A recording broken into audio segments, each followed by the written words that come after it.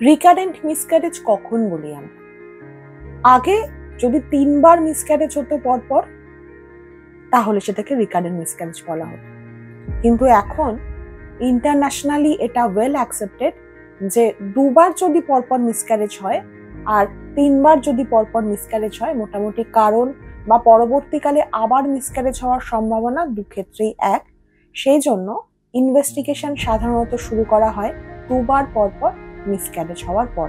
অর্থাৎ আমরা এখন রিকারেন্ট মিসক্যারেজ বলতে বলি যদি পরপর 2 বার কোনো কারণ ছাড়াই মিসক্যারেজ হয়, সেক্ষেত্রে আমরা সেটাকে রিকারেন্ট মিসক্যারেজ বলে থাকি। এবং বিভিন্ন রকম পরীক্ষা করা হয় জানার জন্য কেন হচ্ছে। জানার উদ্দেশ্য কারণটা একটাই, যদি পরবর্তী ক্ষেত্রে রিকারেন্ট মিসক্যারেজটাকে আটকানো যায়।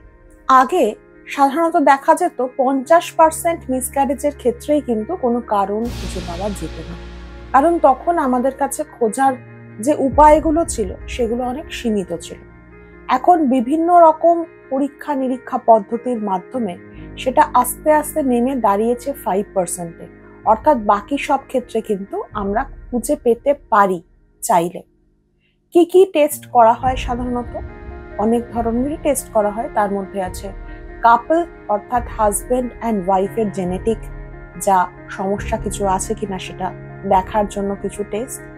তাছাড়া অবশ্যই একটা আল্ট্রাসাউন্ড, কিছু ব্লাড টেস্ট এবং অবশ্যই কিছু হরমোনাল প্রোফাইল। তবে ডায়াবেটিস বা থাইরয়েড এইরকম যদি হরমোনাল কোনো অসুবিধা থাকে, সেটা কিন্তু যদি আনকন্ট্রোলড হয় তবেই মিসক্যারেজ হয়, এবং সেটা ট্রিট হয়ে গেলে কিন্তু সেটা আর রিকারেন্ট মিসক্যারেজ করে না।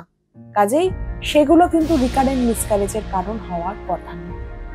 এইবারে যেটা আসবো সেটা হচ্ছে যদি একবার মিসক্যারেজ বা 2 বার মিসক্যারেজ হয়, তাহলে পরবর্তী ক্ষেত্রে আবার মিসক্যারেজ হবে কিনা, এই যে রিস্কটা সেটা কতখানি, এটা কি বোঝার কোনো উপায় আছে?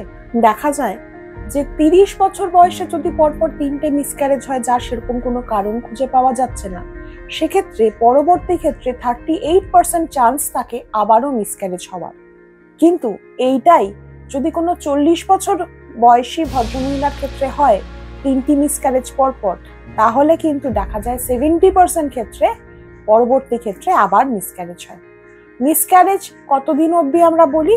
আমরা বলি 22 সপ্তাহের মধ্যে যদি পরপর 3 বার বা পরপর 2 বার মিসক্যারেজ হয়, সেটাকে আমরা রিকারেন্ট মিসক্যারেজ বলি। জেনেটিক অসুবিধা বা জেনেটিক ত্রুটি যেরকম কাপলদের মধ্যে থাকার জন্য মিসক্যারেজ হতে পারে, সেরকমই কিন্তু আবার যে প্রোডাক্ট অফ কনসেপশন সেটার মধ্যেও জেনেটিক ত্রুটি আসার জন্য অসুবিধা হয়ে থাকতে পারে। এবং এইটা যদি আমাদের জানতে হয় তাহলে কিন্তু প্রোডাক্ট অফ কনসেপশনের টেস্ট করা প্রয়োজন। অর্থাৎ যে কনসেপ্টাসটা বেরিয়ে গেল তার টেস্ট করা প্রয়োজন, জেনেটিক টেস্ট, যে তার মধ্যে কোনো জেনেটিক ত্রুটি ছিল কিনা। আজকে আমি মোটামুটি কারণগুলো বললাম খুব নাটশেলে। এর পরের দিন আমরা কি কি ধরনের টেস্ট করি এবং টেস্ট করার পর কি ম্যানেজমেন্ট করা যায় সেটা নিয়ে বলার ইচ্ছা রইল। ভালো থাকবেন।